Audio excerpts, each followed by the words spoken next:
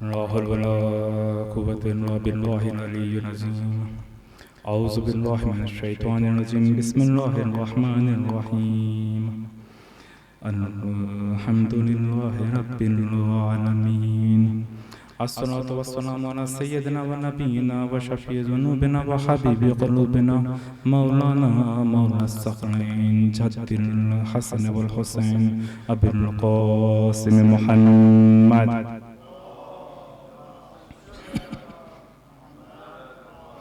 वालहि तय्यबीन ताहिरीन अल-मासूमीन अल-मज़लूमीन। अम्मा बाद फ़क़द क़ाल अल्लाहु तबारक व तआला फ़िल क़ुरआनिल मजीद।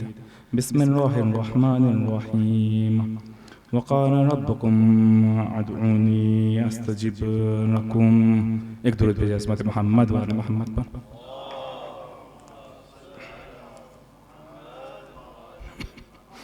अज़ीज़ान गिरामी, शब जुम्मा है और शब जुम्मा की मुनासिबत से आज की ये मजलिस, या इसे दूसरे अल्फाज में कहे तो शब दुआ है, शब ज़ियारत इमाम हुसैन है, शब ज़ियारत वारिसा है, शब ज़ियारत आशुरा है।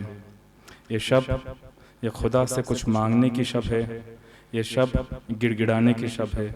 ये शब जो भी अपनी हाजात है, माह ज़िलहिज्जा है, ईद गदीर हम नज़दीक है, अरफा का दिन भी नज़दीक है। शब जुम्मा वाक़ई एक अजीम शब है, दुआओं की शब है। मगर सवाल ये है, यहाँ परवरदिगार कुरान मजीद में इरशाद फरमा रहा है कि जिस आयत की हमने तिलावत की कि तुम मुझसे मांगो, मुझसे दुआ करो, मैं तुम्हारी दुआओं को कबूल करूंगा। खुदा कह रहा है मुझसे मांगो। सवाल यह है कि मांगना कैसे? खुदा शाहिद है, अगर अहले बैत जैसी नेमत ना होती, हम दुआ मांगना भी हम नहीं जानते थे। जिनके पास अहले बैत जैसी नेमत नहीं, आप देख लीजिए उन लोगों की दुआएं और हमारी दुआएं देखिए। मफातिहुल जिनान को देखिए, मफातिहुल नवीन को देखिए, सहीफ़े सज्जादिया को देखिए, हमारी दुआएं देख लिए और उन लोगों की दुआएं, चाहे मुसलमान हो या गैर मुसलमान हो। यह अहले बैत का करम है कि हमें कैसे मांगना ये भी सिखाया है और उस दुआ की शराइत क्या है ये भी बताया है। दुआओं की शराइत के हवाले से पहले 2 या 3 मिनट और इसके बाद इंशाअल्लाह आज के मौजू पर हम आते हैं, क्योंकि शब जुम्मा है। दुआ की शर्त के लिए इमाम अली अलैहिस्सलाम फरमाते हैं कि दुआ के लिए 4 शर्त है। वैसे और भी इस तरीके की रिवायत है, यहाँ पे सिर्फ एक ही रिवायत से इक्तिफा करेंगे और इंशाअल्लाह आगे बढ़ेंगे। इमाम फरमाते हैं कि तुम्हारी दुआ कबूल नहीं होती है, क्या तुम इन शराइत का ख्याल रखते हो? कहा नहीं मौला, कौन सी शराइत है मुझे नहीं पता। कहा दुआ की कबूली के लिए 4 शर्त है। कौन सी 4 शर्त है? इमाम फरमाते हैं पहली शर्त है इखलासुस सरीरा, यानी कि तुम्हारा बातिन में इखलास, यानी कि तुम दिल से दुआ निकले, यानी कि खुलूस से बातिन। खुलूस से बातिन किसे कहते हैं? अगर मैं आपको इसकी एक मिसाल दूं, मिसाल के तौर पे आप कश्ती पे सफर कर रहे हैं, कश्ती में जब सफर कर रहे हैं, दरिया में है, मौजें उछल रही है और जब कश्ती भंवर में फंस जाती है, कश्ती का नाखुदा, कश्ती का पायलट तुमसे ये कहे कि अब खुदा के अलावा किसी पर उम्मीद नहीं है, अपने अपने खुदाओं को याद कर लो, उस वक्त जो दुआ निकलती है उसे कहते हैं खुलूस से बातिन। ये है खुलूस से बातिन। या दूसरी अगर मैं मिसाल दूं, मिसाल के तौर पे आप फ्लाइट पे सफर कर रहे हैं और कोई टेक्निकल मुश्किल आए, पायलट क्या करता है? जब बहुत ही ज्यादा टेक्निकल मुश्किल आती है तो पायलट एक मेडे का कॉल देता है। मेडे मेडे मेडे कहता है। जब पायलट मेडे का कॉल देता है, आम तौर पे वो मुसाफिरों का आखिरी डे साबित हो जाता है। जब जैसे ही पायलट ने मेडे कहा और आपके कानों में वो मेडे की कॉल आई और उस वक्त जो दुआ के लिए हाथ बुलंद होते हैं और वो जो दुआ आपके दिल से निकलती है वो होता है खुलूस से बातिनी। आपका अपना हॉस्पिटल में है, ऑपरेशन चल रहा है, ऑपरेशन थिएटर के बाहर लाल बल्ब जल रहा है, आप उस लाल बल्ब को देख रहे हैं और फिर जो दिल से दुआ निकलती है इसे कहते हैं खुलूस से बातिनी। का दुआ की शर्त है दिल से दुआ निकले, खुलूस से बातिनी। ये पहली शर्त। इमाम फरमाते हैं दूसरी शर्त क्या है? दूसरी शर्त इमाम फरमाते हैं वह एहसारुन निय्या, हुजूर कल्ब होना चाहिए। तुम क्या पढ़ रहे हो, क्या सुन रहे हो, तुम्हें खुद को पता होना चाहिए। एहसानुन निय्या, तुम्हारा हुजूर कल्ब पता होना चाहिए तुम क्या मांग रहे हो। वरना तो दुआएं हमारे पास है, मफातिहुल जिनान, मफातिहुन नईम, सहीफ़े सज्जादिया, सारी दुआएं है। इसमें क्या लिखा है, कितनी मारिफत से भरी हुई ये दुआएं है। इमाम क्या कहना चाह रहे हैं इसमें। अगर मैं आपको अपनी मिसाल दूं, कुंभ में कुछ साल दर्स हासिल करने के बाद हमने सहीफ़े सज्जादिया एक उस्ताद के पास पढ़ना शुरू किया। खुदा शाहिद है, 1 साल तक कंटिन्यू, बल्कि 1 साल से ज्यादा उस्ताद के पास सहीफ़े सज्जादिया हम पढ़ने जाते थे। हफ्ते में 1 दिन जाते थे, 1 घंटे से ज्यादा। 1 साल से ज्यादा वक्त हो गया, आधी सहीफ़े सज्जादिया भी तमाम नहीं हुई, जबकि सहीफ़े सज्जादिया छोटी दुआ की किताब है। क्या मतलब है इसके अंदर, क्या मतलब है, समझिए। हम बोल रहे हो क्या बोल रहे, पढ़ रहे हो क्या पढ़ रहे। हुज़ूर क़ल्ब, माशाअल्लाह आपके यहाँ तो बहुत ही दिक्कत से चीज़ों को सुनी जाती है और ऑब्जर्व की जाती है। मैं आपकी बात नहीं करता हूँ, मगर मैं दूसरी जगह की एक मिसाल रहती है। मिसाल के तौर पे मजलिस के बाद जब खतीब दुआ कराता है कि खुदाया बीमार को शफा इनायत फरमा, या मसलन खुदाया मकरूज के कर्ज को अदा फरमा, लोग कहेंगे आमीन। अगर यही पे खतीब थोड़ी सी उल्टी दुआ कर दे, मिसाल के तौर पे कहे खुदाया बीमारों की बीमारी में इजाफा फरमा, आधी पब्लिक कहेगी आमीन। सुनना नहीं है, ना सुनना है ना समझना है, अपने को आमीन कहना है। हुज़ूर क़ल्ब नहीं है, खुदाया मकरूज के कर्ज में इजाफा फरमा, आमीन। भाई क्या कर रहे हो भाई? हाँ? मैं आपकी बात नहीं कर रहा हूँ, बहरहाल मैंने आपका देखा है, आप तो माशाल्लाह से हर चीज को बारीक बीनी से एक ऑब्जर्व करते हैं। मगर आमतौर पे आप देखिए हुज़ूर क़ल्ब नहीं है। इमाम फरमाते हैं कि हुज़ूर क़ल्ब एक शर्त है। आप क्या पढ़ रहे हैं, क्या कह रहे हैं? तीसरी शर्त इमाम फरमाते हैं वह मारिफतुल वसीला, कि जिस वास्ते से तुम दुआ कर रहे हो उसकी शनाख्त होनी चाहिए, उसका तुम्हें मारिफत होनी चाहिए। तुमने किसको वास्ता बनाया? अगर अहले बैत को वास्ता बनाया, अहले बैत की कितनी मारिफत है? या बस हमें बताया गया कि वास्ता बनाना, हमने वास्ता बना दिया, या वाकई जानते हुए कि अहले बैत के पास वो क्या पावर है, वो अहले बैत के पास वो क्या चीज है, वो जानते हुए उनको वास्ता बना रहे हैं, या ऐसे वास्ता बनाया है? मारिफत। किनको वास्ता बना रहे हैं? इनकी मारिफत। और इमाम फरमाते हैं चौथी और आखिरी शर्त इमाम फरमाते हैं, इसके बाद इंशाल्लाह इस मौजू पर आते हैं, जो कि बहरहाल दुआ के मौजू के हवाले से आज की मजलिस शब जुमा है। इमाम फरमाते हैं वल इंसाफ फिल मसल, आपकी दुआ में इंसाफ होना चाहिए। दुआ में इंसाफ होना चाहिए। क्या मतलब हुआ दुआ में इंसाफ? आप सिर्फ अपना ना सोचें, सिर्फ अपना ना सोचें। मिसाल के तौर पे आपके घर पे, आपके घर की छत में एक सुराख है, पानी टपक रहा है, आप दुआ करें खुदाया इस साल बारिश मत भेजना, भाई किसान मर जाएगा। आपकी दुआ में इंसाफ नहीं है।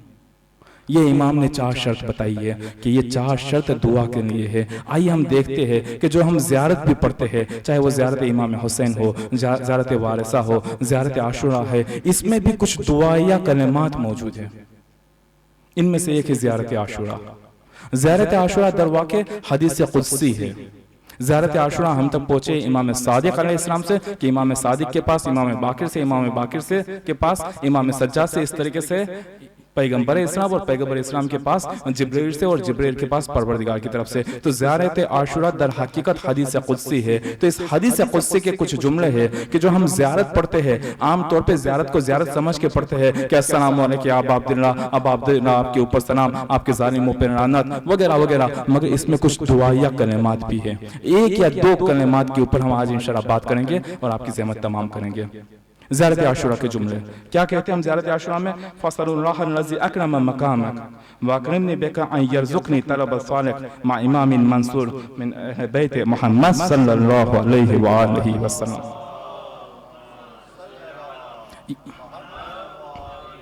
ये एक दुआया जुमला है, ये दुआया जुमला है।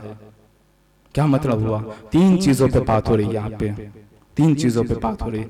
पहली बात फसअलुल्लाहल्लज़ी अकरम मकामक, खुदाया तूने अबा अब्दुल्लाह हुसैन को मकाम अता किया। बुलंदी अता की, इज्जत अता की, अर्जिश अता की, वैल्यूज अता की। खुदाया अब दूसरी बात, खुदाया जब तूने अबा अब्दुल्लाह हुसैन को एक मकाम अता किया है, व अकरमनी, और उनके वास्ते से तूने मुझे भी इकराम अता किया है। यानी ये दूसरी बात हुई कि पहली बात कि खुदाया तूने अबा अब्दुल्लाह हुसैन को इकराम अता किया, दूसरी बात कि तूने उनके वास्ते मुझे भी इकराम अता किया। तीसरा जुमला इसी दुआ का, कहते हैं कि खुदाया अब जब तूने दोनों को मकाम अता किया तो खुदाया मुझे तौफीक अता फरमा कि ज़ुहूर इमाम ज़माना में उनके लश्कर का हिस्सा बनो और हुसैन के खून का बदला लो। यह दुआ ज़ियारत आशुरा की। मगर कब यह तीसरा जुमला आता है? पहले मकाम की बात आई। मकाम किसे कहते हैं? यह मकाम कब हासिल होगा हमें? क्या हमें करना है कि हम उस मकाम पर फायज हो? कब उस बुलंदी पर हम फायज हो सकते हैं? कुरान मजीद में ये लफ्ज़ मुकर्रम 3 जगह पे इस्तेमाल हुआ है। जो लफ्ज़ यहाँ पे ज़ियारत आशुरा में इस्तेमाल हुआ वही लफ्ज़ कुरान मजीद में 3 जगह पर इस्तेमाल हुआ। पहली कौन सी जगह है?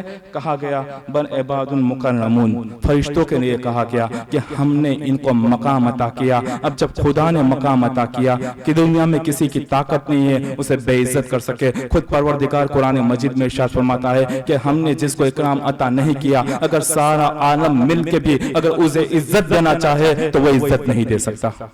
अगर हमने उसे इकराम अता नहीं किया तो पहला इकराम कौन है? पहले इकराम की मंजिल पर कौन है? पहले मकाम की मंजिल पर कौन है? कहा वो फरिश्ता है कि जिसे परवरदिगार ने मकाम अता किया। दूसरा कौन है? दूसरा सूरह यासीन में फरमाता है परवरदिगार के बेमा गफरनी रब्बी वजालनी मिनल मुकरमीन। क्या कहने चाहता है खुदा यहाँ पे कि मैंने इसको माफ कर दिया, इसे मकाम अता किया। तफसीर क्या है इस आयत की? तफसीर ये है कि जनाब ईसा का जमाना है, हजरत ईसा का जमाना है। हजरत ईसा अपने हवारियून में से 2 लोगों को तबलीग के लिए भेजते हैं। रास्ते में हबीब मिलता है, हबीब नज्जार से मुलाकात होती है, हबीब नज्जार से बात होती है। हबीब नज्जार हजरत ईसा पर ईमान लेकर आता है। अब ये लोग जाते हैं शहर की तरफ, तबलीग करते हैं। शहर वालों ने मस्खरा करना शुरू किया, शहर वालों ने बेइज्जत करना शुरू किया। हबीब नज्जार कहता है कि ए शहर वालों, ये हवारियून में से है, ये हजरत ईसा के नुमाइंदे हैं, अरे इनका मस्खरा ना किया जाए, इनकी मजाक ना उड़ाया जाए। शहर वालों ने हबीब नज्जार की बात सुनना तो बहुत दूर की बात है, खुद हबीब नज्जार को कत्ल कर दिया।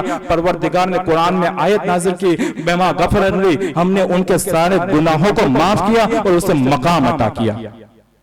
ये जिस मकाम की बात हुई यहाँ पे ज़ियारत आशुरा में, उसी मकाम की हम बात करें। वही लफ्ज़ है, दकीकन वही लफ्ज़ कि जो मकाम तूने हबीब नज्जार को अता किया, खुदाया हमको भी मकाम अता फरमा। ये दूसरी जगह कि जहाँ कुरान मजीद में मुकर्रम लफ्ज़ इस्तेमाल हुआ। तीसरी जगह कि जहां पे परवरदिगार यही लफ्ज इस्तेमाल करता है सूरह मारिज में, कुछ सिफत गिनवा रहा है मोमिन की कि मोमिन कौन है। नमाज पढ़ता है, वादे को वफा करता है, फकीरों की मदद करता है, अपनी जिनसी शहवती ख्वाहिशात को हिफाजत करता है। यहाँ दबाने की बात नहीं हो रही है, हिफाजत की बात हो रही है। गुनाहों से बचता है। खुलासा ये कुछ 8 या 9 सिफत खुदा गिनवा रहा है और 9 सिफत गिनाने के बाद फिर परवरदिगार फरमाता है कि उलाइका फी जन्नाति मुकर्रमून, ये लोग हैं कि जिनको हमने मकाम अता किया। यानी अगर ये सिफत तुम्हारे अंदर पाई जाती है फिर तुम उस मकाम के लायक हो। तो पहले हमारे अंदर ये सिफत पाई जाए, इसके बाद हम दुआ करें ज़ियारत आशुरा की कि परवरदिगार तूने अबा अब्दुल्लाह हुसैन को मकाम अता किया, उनके वास्ते तो मुझे मकाम अता कर और फिर मैं इमाम ज़माना के लश्कर का सिपाही बनूं। मगर पहले उन सिफत को हमारे अंदर पाई जाए। ज़ियारत जामे कबीरा में है ना कि अहले बैत अलैहिमुस्सलाम को परवरदिगार ने मकाम अता किया, मुकर्रमून में से है। कैसे ये मकाम हासिल करे, क्या करे कि हमारे ऊपर परवरदिगार इकराम अता करे हमें। इमाम अली अलैहिस्सलाम फरमाते हैं कि सबसे पहली शर्त है कि हक बोलना। इमाम फरमाते हैं कि जो हक बोलता है परवरदिगार उसे इकराम अता करता है। ये सुनने में और बोलने में बहुत ही आसान चीज है हक बोलना, मगर प्रैक्टिकली इतना ही मुश्किल है। आप माशाल्लाह से बहुत से लोग इसमें बिजनेसमैन भी है, कितना सख्त है। अगर कहते हैं भाई झूठ ना बोले बुरा, इसके बगैर धंधा ही नहीं होता। हक बोलना। चलिए हम फैमिली रिलेशन की बात करें। हमारा अपना तजुर्बा ये हो चुका है, एक बार नहीं बल्कि कई बार हुआ। मिसाल के तौर पर सास बहू का झगड़ा है, आपको सुलह के लिए बुलाया गया है।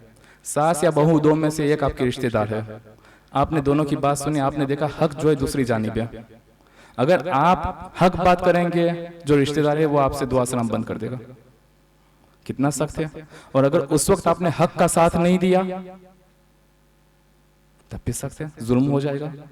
इमाम फरमाते हैं जो हक का साथ देता है, जो हक बोलता है हर हाल में, परवरदिगार उसे इकराम अता करता है। और जिसने हक का इनकार किया, तारीख में हमें वो भी मिसाल मौजूद है। इमाम अस्करी अलैहिस्सलाम फरमाते हैं,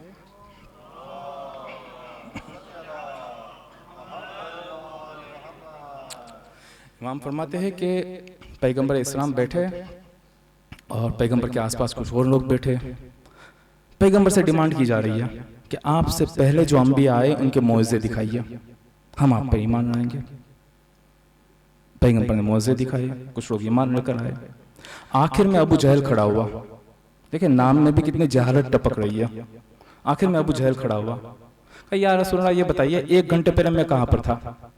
देखिए पूछा तब भी क्या अजीब सवाल पूछा। कहा या रसूल अल्लाह ये बताइए 1 घंटे पहले मैं कहाँ पर था। पैगंबर फरमाते 1 घंटे पहले तो अपने घर पे था, तूने तेरी बीवी को 300 दिरहम दिए घर खर्च के लिए, खाने में क्या पकाना है इसकी ताकीद की, और फिर तूने तेरी बीवी से ये कहा कि यार क्यों जमा है सब लोग, जरा मैं देख के आता हूँ, बोल के तू घर से निकला और यहाँ आके बैठा है। वो पक्का पक्का रह गया, कह रहा इन्ना का स्वाहिर, तुम तो मैजिशियन हो, ये जादूगर है। हक का इनकार, हक का इनकार। अगर हक को कबूल करते परवरदिगार इकराम अता करता। इसकी मिसाल भी हमारे सामने है, जनाब हुर अलैहिस्सलाम हक को कबूल किया, रोज़ आशूर अलैहिस्सलाम बन गया। हक को कबूल करना, इमाम फरमाते हैं जो हक बोलता है, हक को कबूल करता है, परवरदिगार उसे इकराम अता करता है। दूसरी शर्त क्या है? इमाम फरमाते हैं दूसरी शर्त है जो अपने नफ्स से जिहाद करता है, खुदा उसे इकराम अता करता है। नफ्स से जिहाद क्या कहते हैं? अपने आप से जिहाद। नफ्स के कुछ माना कुरान में बताए गए हैं। एक नफ्स का माना होता है एक शख्स के माने में, किसी शख्स के माना में, किसी फर्द के माना में। एक जगह पे नफ्स लफ्ज इस्तेमाल हुआ खुद के माना में, इंसान के अपने माना में, तकरीबन ये दोनों सेम माना होता है। एक जगह नफ्स इस्तेमाल हुआ है नफ्स अम्मारा के माना में, एक जगह पे नफ्स इस्तेमाल हुआ है नफ्स लव्वामा के माना में। इमाम फरमाते हैं कि जो अपने नफ्स से जिहाद करता है परवरदिगार उसे इकराम अता करता है। यानी क्या? यानी हमेशा ये आपके नफ्स से अम्मारा और नफ्स लव्वामा के बीच में फाइटिंग चलती रहती है। जो जिस पे गालिब हो गया, अगर दूसरे अल्फाज में कहूँ तो एक आपके पास तबीयत है, या इसे दूसरे अल्फाज में कहे गरीजा है, या इसको सादी जबान में तबीयत भी आप कह सकते हैं। एक आपके पास तबीयत है आपके बदन के अंदर, एक आपकी फितरत है। तो आपकी तबीयत और आपकी फितरत, या कहे कि आपकी फितरत और आपके गरीजे के बीच हमेशा फाइटिंग चलती रहती है। अगर फितरत गरीजे पे गालिब हो गई तो परवरदिगार आपको इकराम अता करेगा, और अगर आपका गरीजा फितरत पे गालिब हो गया परवरदिगार अपना मुंह मोड़ लेगा। इमाम फरमाते जो अपने नफ्स से जिहाद करेगा, तो क्या यह फितरत कभी मिट सकती है? उसूल काफी में हदीस है कि परवरदिगार ने हर इंसान को फितरत इलाही पर पैदा किया। इमाम से पूछा गया मौला इसका क्या मतलब है? इमाम ने एक जुमले में, एक लफ्ज में जवाब दिया। क्या मतलब है? कहा वो तौहीद, तौहीद की फितरत पे इंसान को पैदा किया गया है।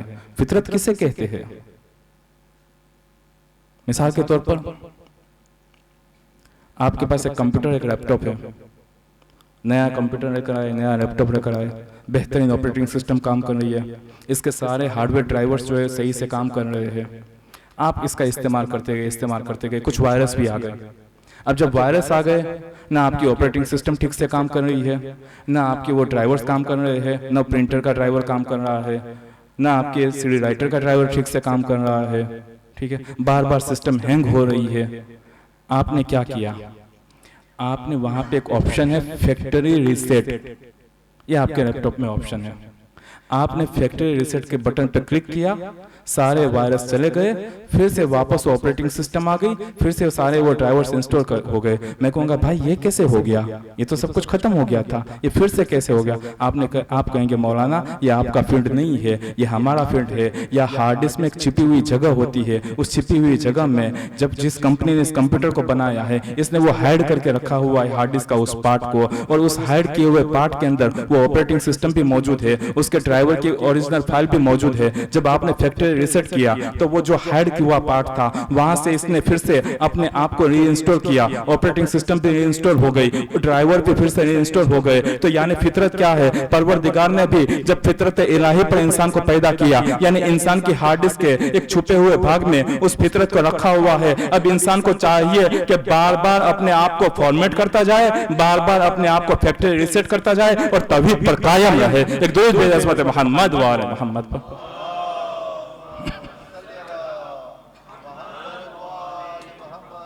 ये फैक्ट्री रीसेट करना है। इमाम फरमाते हैं अपने नफ्स से जिहाद, बुराइयों को फॉर्मेट करते जाना है, फितरत पे बाकी रहना है। जब फितरत पे बाकी रहोगे परवरदिगार, इमाम फरमाते हैं कि परवरदिगार तुम्हें इकराम अता करेगा।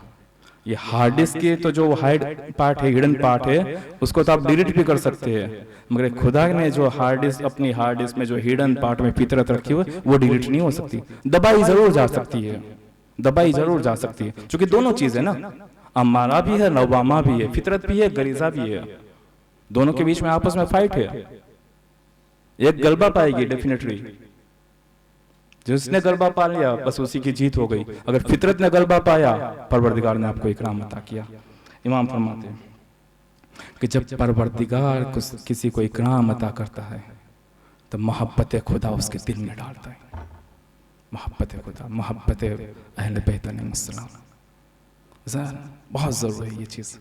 हम अपने आप को देखें, हमारे यहाँ मिलता है कि अगर एक शख्स मिसाल के तौर पर नमाज जमात से बहुत मोहब्बत करता है, मगर किसी वजह से मरीजी है, बीमार है, कोई दूसरी प्रॉब्लम है, एक जेन्युइन प्रॉब्लम है, इस वजह से नहीं शरीक हो पाता, परवरदिगार फरिश्ते को हुक्म करेगा इसे नमाज जमात से मोहब्बत है, मजबूरी में घर पे फुरादा नमाज पढ़ी है, इसके नाम आमाल में जमात नमाज का हिसाब लिखा जाए।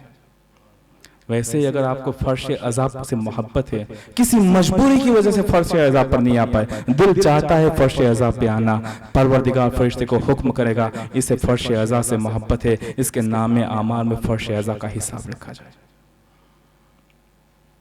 क्या दलील है अपने पास? एक तो हदीस है, इसके अलावा क्या दलील है? जंग जमल।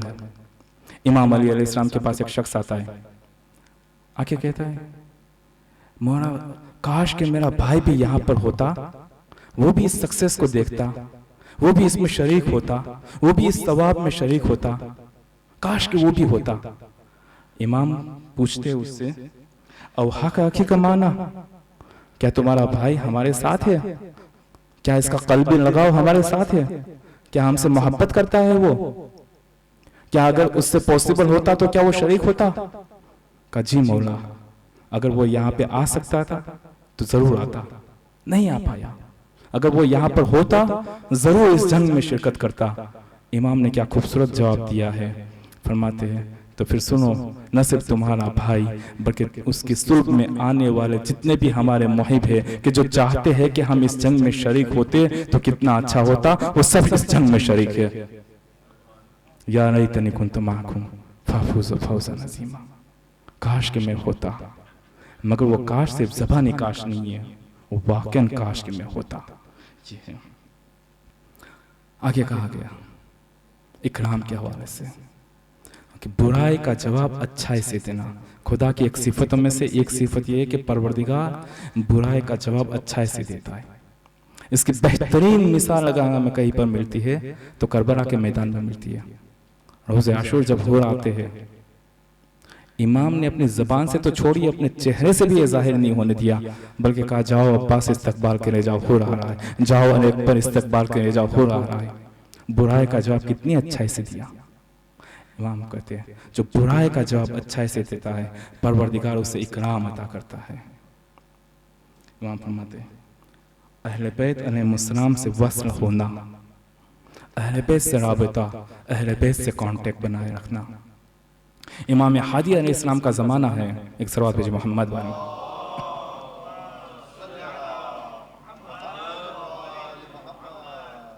इमाम हादी का ज़माना है, इमाम हादी बीमार है, खुद इमाम बीमार है। एक शख्स को बुलाते हैं, कुछ पैसे देते हैं, कहते जाओ इमाम हुसैन की कब्र पर। जी मौला क्या करूँ वहाँ जाके? कहा मेरे लिए दुआ करना, मेरे हक में दुआ करना। सवाल, क्या इमाम हादी खुद दुआ नहीं कर सकते थे अपने लिए? बिल्कुल कर सकते थे। हम लोगों को पैगाम देना चाह रहे हैं कि अगर कहीं से मांगना है तो कैसे मांगना, क्या करना, इस दरबार में आना, यहाँ पे हाजिरी लगाना, अहले बैत से वस्ल होना, परवरदिगार इकराम अता करता है। अब वो ज़ियारत आशूरा के इसी जुमले को वापस पढ़ते हैं। क्या कहा? खुदाया तूने अबा अब्दुल्लाह हुसैन को मकाम अता किया, इकराम अता किया, मुकर्रमुन बनाया, और इनके ज़रिए तूने मुझे भी इकराम अता किया। अब जब मुझे भी इकराम अता किया तो खुदाया तौफीक अता कर कि इमाम ज़माना के ज़ुहूर में मैं उसके लश्कर में हाजिर रहूं और इमाम हुसैन के खून का बदला लूं। मगर ये मकाम पहले हासिल होना चाहिए, और मकाम के लिए क्या शराइत है? ये शराइत है। यह है ज़ियारत आशूरा का पहला दुआ या कलमा। ज़ियारत आशूरा का दूसरा दुआ या कलमा, और इंशाअल्लाह ज़हमत तमाम, वक्त बड़ी तेज़ी से भाग रहा है, बस एक आखिरी बात, आखिरी कलमा, और इंशाअल्लाह ज़हमत तमाम करेंगे। क्या दुआ है? यही ज़ियारत आशूरा। अल्लाहुम्मा जल्लनी इंदका वजीहन बिल हुसैन अलैहिस्सलाम फिद दुनिया वल आखिरा। क्या मतलब हुआ? खुदाया तुझे वास्ता अबा अब्दुल्लाह हुसैन का, मुझे वजीह करार दे। बाद में बात करेंगे वजीह के ऊपर। मुझे वजीह करार दे, कहाँ पे? दुनिया और आखिरत में। अब यहाँ सब कुछ तो समझ में आ गया, वजीह किसे कहते हैं? वजीह लफ्ज़ है वजह से। वजह यानी चेहरा, सूरत, इज्जत, आबरू। मिसाल के तौर पे हम अगर ये कहे कि ये हमारे शहर के चेहरा है भाई, यानी क्या? ये इज्जतदार शख्सियत है, ये मेन आदमी है हमारे यहाँ का, ये हमारी कमेटी का चेहरा है, यानी क्या? ये हमारी कमेटी का मेन इंसान है, मेन रुकन है, ये आबरूमंद इंसान है, इसकी इज्जत है। खुदाया मुझे अबा अब्दुल्लाह हुसैन के वास्ते से वजीह करार देना। कहाँ पर? फिर दुनिया वन आखिरा। दुनिया तो चलो समझ में आती है, आखिरत इंपॉर्टेंट है, जहाँ पे नफ्सा नफ्सी का आलम होगा, जहाँ कोई किसी का नहीं है। कुरान में परवरदिगार फरमाता है यौम यफिरुल मरउ मिन अखी, कि जब भाई भाई से भाग रहा होगा, फरार कर रहा होगा, चेहरा देखने के लिए राजी नहीं है, वह उम्मी व अबी, अपने माँ बाप से भी फरार कर रहा होगा इंसान, माँ बाप बच्चों से, बच्चे माँ बाप से फरार कर रहे होंगे, वह साहिबते ही वह बनी, और अपनी बीवी और बच्चों से भी इंसान जब फरार कर रहा होगा, ये क़यामत का दिन है। तब आपको कोई ये नहीं कहेगा कि भाई तू मेरी 2 रकअत नमाज ले ले, तेरा कुछ काम हो बन जाएगा। आखिरत तो छोड़े, दुनिया में कुछ नहीं हो कोई देता ये अमाल। अभी रिसेंटली एक साहब थे, किसी जगह थोड़े से जख्मी हो गए, ठीक है, एक नेक काम में जख्मी हुए, हमारी मुलाकात हुई उनसे भी, और कुछ और दोस्तों की, हम पर्सनली जानते हैं उन्हें, एक किसी नेक काम करते हुए जख्मी हुए। तो किसी ने इनसे पूछा, उन्हीं की कम्युनिटी के लोग थे, उन्होंने कहा कि भाई आप तो जख्मी हो गए, हम सबकी तरफ से अब अपना सबका जो है हिसाब किताब हो जाएगा इंशाल्लाह, मुस्तना नहीं है। फौरन पलट के वो बंदा कह रहा है भाई तुम अपना देख लो, मैंने तुम्हारी वजह से जख्म नहीं खाया, या दुनिया ने कह दिया तुम अपना देख लो। आखिरत में कौन आपको 2 रकअत नमाज देगा, या दुनिया में देने को तैयार नहीं है, कोई देगा नहीं। जहां सर शर्म से झुके हुए होंगे, ज़ियारत आशूरा में हम कहते हैं खुदाया उस वक्त मुझे इज्जतदार करार देना, तुझे अबा अब्दुल्लाह हुसैन का वास्ता, वजीहन फिद दुनिया व आखिरा। लफ्ज़ वजीह कुरान में 2 जगह पे इस्तेमाल हुआ है, 2 लोगों के लिए इस्तेमाल हुआ। एक हजरत ईसा अलैहिस्सलाम के लिए, और दूसरा हजरत मूसा अलैहिस्सलाम के लिए, चूंकि दोनों को बहुत ज्यादा अजियत की गई है, दोनों को अजियत की गई है। हजरत ईसा को किस तरीके से अजियत की? परवरदिगार ने जनाब मरियम को बशारत दी, कुरान में आए थे, हमने मरियम को बशारत अता की। मरियम से कहा कि तुम्हारे यहाँ एक फर्जंद की विलादत होगी जिसके 2 नाम होंगे, एक ईसा और दूसरा मसीह। मरियम के यहाँ विलादत हो रही है। लोगों ने सवाल उठाना शुरू किया, कैसे मुमकिन है, बिन बाप की विलादत कैसे पॉसिबल है? इज्जत पे हमला, इज्जत पे हमला। परवरदिगार ने कहा हमने ईसा को वजीह करार दिया और आगे फरमाया फिर दुनिया वन आखिरा। फिर दुनिया वन आखिरा पूरे कुरान में सिर्फ 1 मरतबा इस्तेमाल हुआ है हजरत ईसा के लिए, और यही फिर दुनिया वन आखिरा हम ज़ियारत आशुरा में पढ़ते हैं कि परवरदिगार मुझे भी वजीह करार दे। कहां पे? फिर दुनिया वन आखिरा में, यानी कि ऐसा मुझे बना कि जो इज्जत तूने ईसा को अता की, मुझे वो इज्जत अता फरमा, वजीह करार दे, जिसके 2 नाम हैं जो हमने अभी आया। इस पे भी जरा एक 30 सेकंड में तौज़ीह दे दूं कि 2 नाम के पीछे वजह क्या है। ईसा के 2 नाम बताए कुरान ने, एक ईसा, दूसरा मसीह। कहा जाता है कि मसीह इसलिए नाम है कि जब हजरत ईसा की विलादत हुई, परवरदिगार ने एक फरिश्ते को नाजिर किया जिसने अपने पर को मस किया ईसा से कि ईसा अब मसीह बन चुके। अब ईसा अगर किसी अंधे को मस कर दे तो अंधा देखने लगता है, किसी गूंगे को टच हो जाए तो वो गूंगा बोलने लगता है, किसी मुर्दे को ईसा मस हो जाए तो मुर्दा जिंदा हो जाता है। ईसा को मसीह कहा गया। और दूसरा ना ईसा यईश के ऊपर से है, यानी कि जिंदा, जो आज भी जिंदा है। खुदा ने वजीह करार दिया। किससे करार दिया? हजरत ईसा को। और यहाँ हम ज़ियारत आशुरा में कह रहे हैं कि खुदा मुझे भी तू वजीह करार दे। वजीह का क्या मतलब? कि मुझे भी तू ईसा जैसा बना दे, मुझे भी तू ऐसा मकाम अता फरमा। दूसरी जगह कुरान में लफ्ज़ वजीह इस्तेमाल हुआ हजरत मूसा के लिए। क्यों हजरत मूसा के लिए लफ्ज़ इस्तेमाल हुआ? एक तरफ कहा गया या अय्युहल्लज़ीना आमनू ला तकुनू, बनी इस्राइल के लिए कही गई ये बात, ए ईमान लाने वालों, ए मुसलमानों, ए मोमिनीन, इनके जैसे नहीं बनना। किनके जैसे? बनी इस्राइल के जैसे। और दूसरी तरफ हजरत मूसा के लिए कुरान क्या कहता है? वकाना इंदल्लाहि वजीहन, ये खुदा के नजदीक वजीह है, इज्जतदार है, मकाम पाए हुए है। कौन बनी इस्राइल ने ऐसा तो क्या किया हजरत मूसा के साथ? क्या किया? क्यों परवरदिगार ने हजरत मूसा के लिए कहा कि वजीह है? क्योंकि हजरत मूसा के भी आबरू रेजी करने की कोशिश की गई। पैगंबर इस्लाम फरमाते हैं कि मुझे सबसे ज्यादा अजियत दी गई, जितने भी अंबिया है 1,24,000, सबसे ज्यादा मुझे अजियत दी गई। जरा इंसाफ से बताइए, क्या पैगंबर इस्लाम को आग में डाला गया? नहीं, जनाब इब्राहिम को तो आग में डाला था। ऐसे ऐसे जुल्म हुए हैं अंबियाओं पर कि दरख्त के साथ बांध के आरी से टुकड़े टुकड़े किए गए हैं अंबियाओं के। पैगंबर इस्लाम के साथ तो ये नहीं हुआ, फिर भी पैगंबर फरमाते हैं कि मुझे सबसे ज्यादा अजियत की गई। क्या मतलब? ज़बानी जख्म सबसे ज्यादा अजियत करता है। जिस्मानी जख्म में का तो एक मरतबा मरहम लगा सकते हैं, ज़बानी जख्म सबसे सख्त, सबसे खतरनाक। हजरत मूसा के साथ जो काम किया कौम बनी इस्राइल ने, हजरत मूसा की तौहीन की गई, उनकी आबरू रेजी करने की कोशिश की गई, उन्हें बेआबू करने की कोशिश की गई। किस तरीके से? कारून ने एक औरत को कुछ पैसे दिए, कहा जाओ इल्जाम लगाओ हजरत मूसा के ऊपर कि उन्होंने तुम्हारे साथ बदफेली की।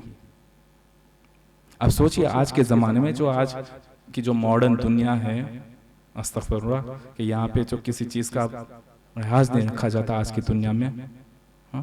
अगर इस दुनिया में भी अगर किसी के बारे में जरा सा भी ये मशहूर हो जाए कि फलां ने रेप किया, नौजुबिल्लाह नौजुबिल्लाह, और अगर वो बेगुनाह है, बताइए इसकी क्या हालत होगी? घर वाले कहेंगे भाई क्या खबर है, ये व्हाट्सएप पे मैसेज घूम रहा है तुम्हारे नाम का। दोस्त कहेंगे भाई तुझे कोई नहीं मिला था, ये क्या मैसेज घूम रहा है तुम्हारे नाम का। आबरू रेज़ी। एक शरीफ इंसान की क्या हालत होगी? सोचिए हजरत मूसा की क्या हालत हुई होगी।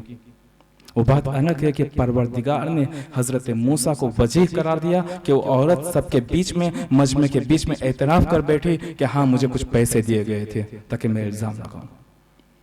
दूसरा इल्जाम हजरत मूसा पे क्या लगा? जब मूसा और हारून गए, रिटर्न जब आए, मूसा अकेले आए, देखा हारून नहीं है। कौम में बनी इसराइल ने इल्जाम लगाया किसने अपने भाई हारून को कत्ल कर दिया। सोचिए आज किसी शख्स के ऊपर मर्डर का इल्जाम लग जाए, जबकि मर्डर किया नहीं है, पता भी है मर्डर नहीं किया, कोई उसे अपनी बेटी तक नहीं देगा, पर नहीं भाई इस पे मर्डर का इल्जाम है। हजरत मूसा पे मर्डर का इल्जाम लगाया गया, कौम में बनी इसराइल ने अपने ही भाई के कत्ल का इल्जाम लगाया। परवरदिगार ने फरमाया हमने मूसा को वजी करार दिया। आज देखें मूसा की क्या अजमत है। आज सारी दुनिया हजरत मूसा का इज्जत से नाम लेती है, क्योंकि खुदा ने वजी करार दिया। यही वजी, यही लफ्ज़ वजी ज़ियारत आशुरा में आया है। खुदा या तुझे अब्बा अब्दुल्लाह हुसैन का वास्ता हमें वजी करार दे दुनिया और आखिरत में। एक दुरूद भी अज़मत मोहम्मद व आले मोहम्मद।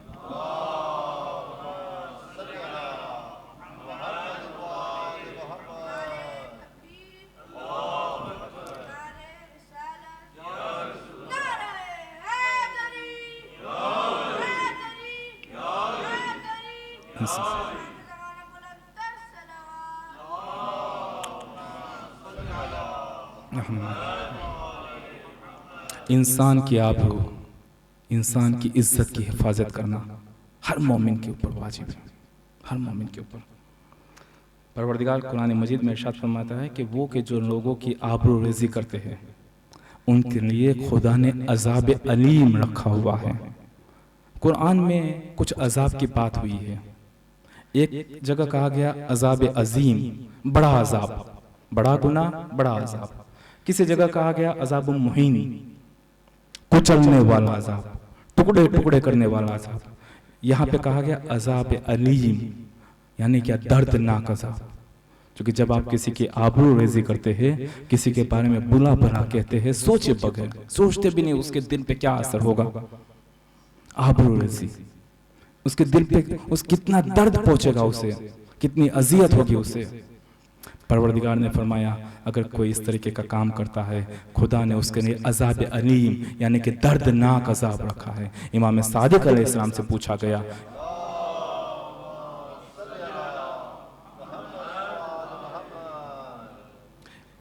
कि मौला इस आयत के ज़ेल में क्या कहना है।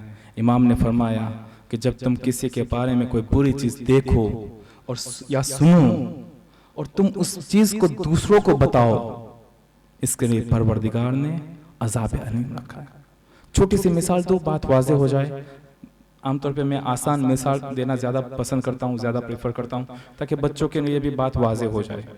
छोटी सी मिसाल देते हैं। मिसाल के तौर पे आप दो दोस्त हैं, साथ में सफ़र कर रहे हैं, 3-4 दिन का सफ़र है, मसलन अरबईन में गए या किसी बिजनेस के हवाले से किसी ट्रिप पे गए, एक ही होटल पे रहे हैं, ठीक है। एक दोस्त खड़ा हुआ नमाज के लिए, सुबह की अजान हुई, अल्लाहु अकबर, नमाज पढ़ी, देखा ये बंदा तो ऐसे खड़ाटे मार के सो रहा है, फोटो खींचा दोस्तों के जो व्हाट्सएप ग्रुप पे, ये देखो अपने सामने बड़ा नमाजी बनता फिरता है, एक कज़ा नमाज हो गई, उठा रहा हो तब भी नहीं उठ रहा है, एसी बंद कर दिया, गर्मी में पड़ा है, अब भी नहीं उठ रहा है। भाई तुझे किसने हक दिया ये कहने का कोई नमाज नहीं पढ़ता? अगर कहना था तो उसको कहता कि भाई ये गलत है। इसकी आबरू रेज़ी करने की क्या जरूरत थी? अगर वो दुनिया की निगाह में नमाजी था तो तुझे क्या जरूरत थी उसे बेनमाजी साबित करने की? क्या जरूरत थी तुझे उसकी आबरू रेज़ी करने की? इमाम फरमाते हैं कि जब तुम किसी की पूरी चीज को देखते हो या सुनते हो, उसे दूसरों को बयान करते हो, परवरदिगार ने अज़ाब अलीम रखा है। अमर बिल मारूफ हो सकता है करिए, वाजिब है आपके ऊपर, वाजिब है अमर बिल मारूफ, नहीं यानी मुनकर वाजिब है, मगर दुनिया में उसकी आबरू रेज़ी क्यों करनी? वो गुनाह है, वो गुनाह है। एक शख्स आता है पैगंबर के पास, मेरा शायद वक्त तमाम हो चुका है, इंशाल्लाह मसाइब थोड़े कम करके जल्दी जल्दी से अपनी बात को तमाम करूँ। एक शख्स आता है पैगंबर के पास और किसी की बात करना शुरू करता है, किसी की गिबत करना शुरू करता है। जैसे ही शुरू किया फौरन किसी दूसरे शख्स ने इनको बिठा दिया, कहा चुप कर, क्या बकवास कर रहा है, क्यों उस बेचारे की आबरू रेज़ी कर रहा है, क्यों किसी की गिबत कर रहा है, बोल के तू जो बोल रहा है झूठ है। वो कहता नहीं नहीं मैं झूठ नहीं बोल रहा हूँ, मैंने देखा है, मैं जानता हूं ये बंदा ऐसा ही है, पर तुझे क्या जरूरत है बोलने की? पर क्यों जरूरत नहीं है? पैगंबर है, पैगंबर को तो बताना होगा ना। देखिए बहाने भी कितने खूबसूरत बता रहा है ना, पैगंबर को तो बताना होगा ना। जैसे ये समझता है पैगंबर को कुछ पता ही नहीं है। पैगंबर, जब पैगंबर इस्लाम ने इन दोनों की बातों को देखा और सुना, तो जो बंदा दिफा कर रहा था, जो चुप करा रहा था, पैगंबर उसके सामने उससे मुखातिब होके उनकी तरफ देख के पैगंबर फरमाते हैं, कान लहू हिजाबन मिनन नार, कि तूने उनकी बुराइयों पे पर्दा डाला, खुदा तेरे और जहन्नम के बीच में पर्दा डालेगा। खुदा तेरे और जहन्नम के बीच में, क्योंकि तूने उसकी इज्जत को हिफ्ज किया। वजीहन फिद दुनिया वल आखिरा, इज्जत तूने उसके और उसकी बुराई के बीच में पर्दा डालने की कोशिश की, खुदा तेरे और जहन्नम के बीच में पर्दा डालेगा। वाकई सख्त मरहला है। आजकल मिसाल के तौर पर माह मुबारक रमजान में राशन दिया जाता है, एक 10 किलो चावल की बोली दे दी, थोड़े बहुत फ्रूट्स दे दिया इफ्तार के नाम पे। कोई ऐसा व्हाट्सएप का ग्रुप नहीं होता जिसमें फोटो शेयर नहीं करते, कोई ऐसा ग्रुप नहीं होता।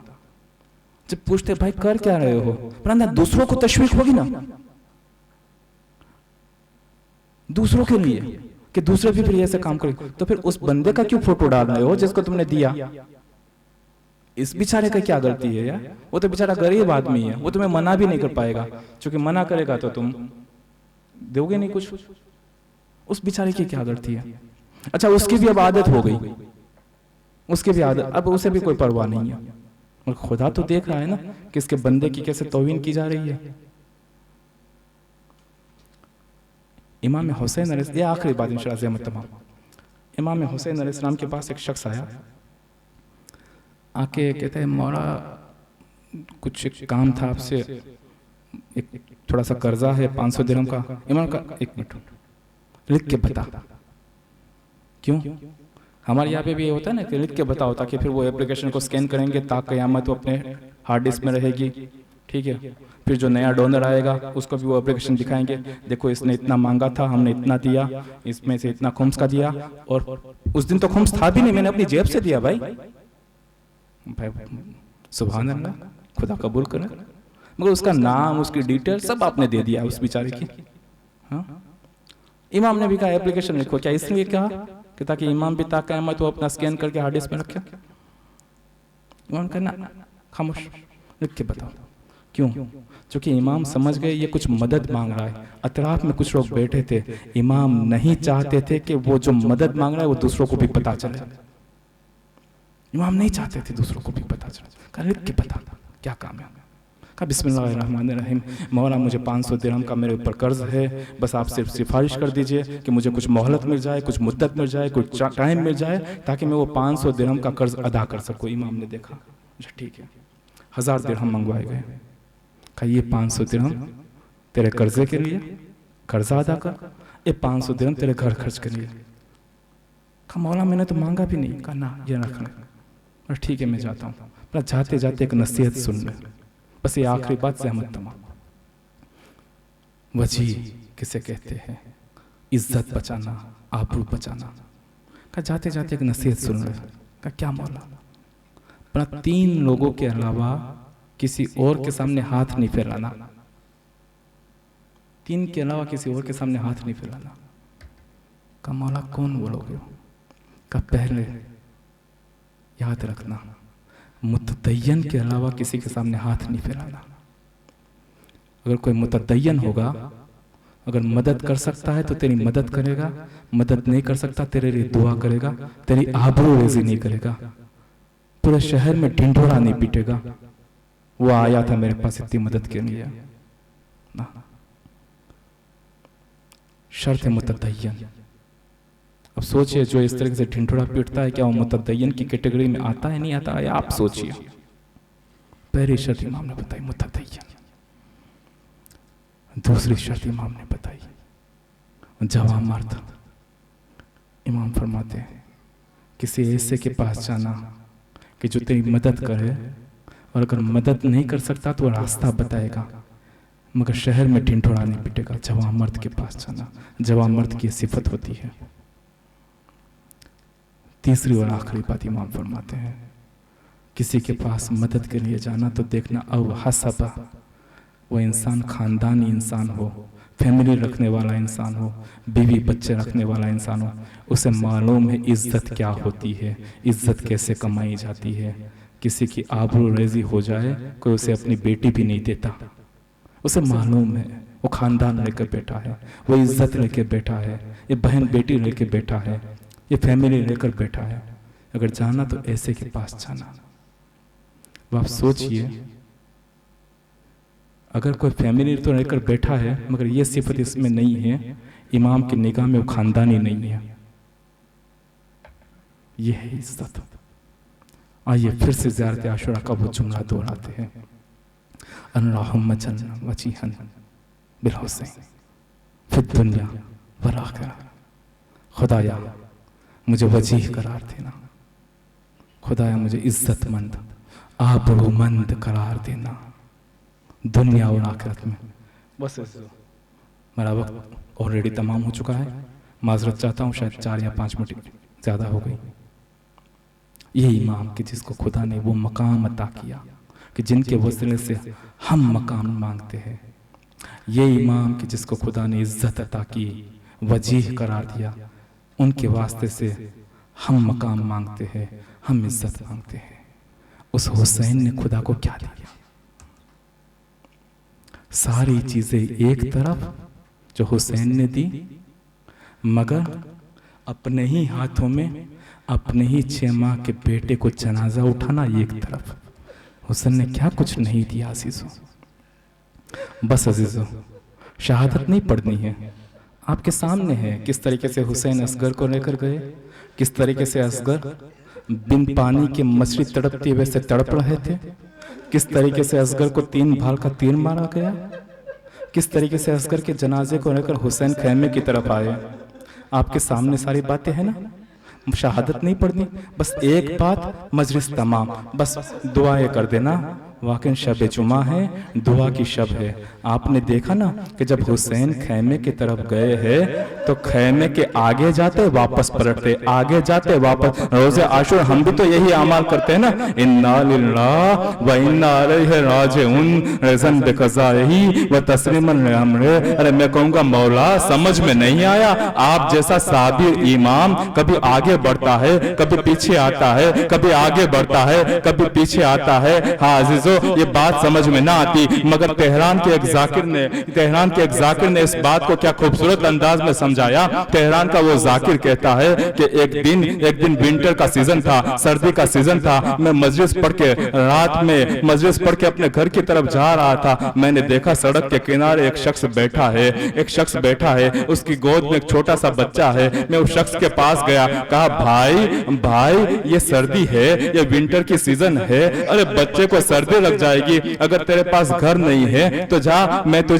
तेरा इंतजाम करता हूँ। अगर तेरे पास ओढ़ने के लिए कंबल नहीं है, तेरे पास ब्लैंकेट नहीं है, मैं तेरे लिए कंबल का इंतजाम करता हूँ। मगर इस छोटे से बच्चे को सर्दी लग जाएगी, इस छोटे से बच्चे को हवा लग जाएगी, अरे अपने घर चला जा अगर घर है तो, अगर घर नहीं है तो मेरे साथ आ जा, मैं तुझे कंबल भी देता हूँ, मैं तुझे घर भी देता हूँ। सुनिए अज़ागरो, क्या कहा उस शख्स ने? कहा ए जाकिर हुसैन, मेरा घर तो बिल्कुल सामने है, वो जो दिख रहा है ना वो मेरा घर है। अब वो जाकिर कहता है ए शख्स, फिर तो अपने घर क्यों नहीं जाता? कहा मैं कैसे अपने घर जाऊं, अभी थोड़ी देर पहले मेरा बच्चा बीमार था, मैंने मेरी बीवी से बच्चे को हाथ में लिया, कहा मैं इसके डॉक्टर के पास लेकर जाता हूँ। डॉक्टर के पास पहुंचा, डॉक्टर ने बस एक जुमला कहा, थोड़ी देर कर दी तुमने पहुंचने में, अरे बच्चे की रूह परवास कर गई। अब मैं घर पर तो आ गया, सामने मेरा घर है, ये मेरा डोरबेल है, अगर मैं डोरबेल बजाऊंगा मेरी बीवी कहेगी अरे मेरे बच्चे को लेकर आ गए, लाइए मैं अपने बच्चे को सुला दूं, मैं अपने बच्चे को दूध पिला दूं, अरे मैं मेरी बीवी को क्या जवाब दूं? हाजिर बस समझ में आया कि हुसैन 7 मर्तबा क्यों आगे बढ़े, 7 मर्तबा क्यों पीछे आए। अरे जब बाप कहेगी अरे लाइए मेरे बच्चे को, अरे मैं जरा इसे गहवारे में सुला दूं, अरे मैं इसे दूध पिला दूं, अगर सकीना कहेगी बाबा असगर को पानी पिलाना है, मैं प्यासी रह गई, मैं क्या जवाब दूंगी? इन्ना लिल्लाह व इन्ना इलैहि राजिऊन रज़न बिक़ज़ाही व तस्लीमन। परवरदिगारा, हम खताकार हैं, हम गुनहगार हैं। शब जुमा है, शब मग़फ़िरत है। परवरदिगारा तुझे वास्ता मोहम्मद व आले मोहम्मद का हम सब की मग़फ़िरत फरमा।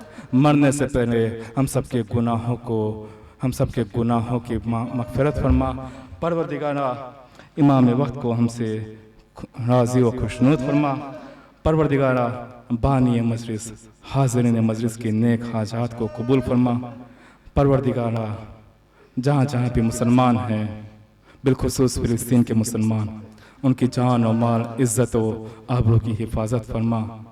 परवरदिगारा, माह मुहर्रम नज़दीक है, हमारी मजलिस से मातमदारी, हमारी अज़ादारी की हिफाजत फरमा। परवरदिगारा तुझे वास्ता मोहम्मद व आले मोहम्मद का तेरी आखिरी हुज्जत का जल्द से जल्द ज़ुहूर फरमा और हम सबको उनके अंसार में शुमार फरमा। आखिर दावाना अनिल हम्दुलिल्लाहि रब्बिल आलमीन।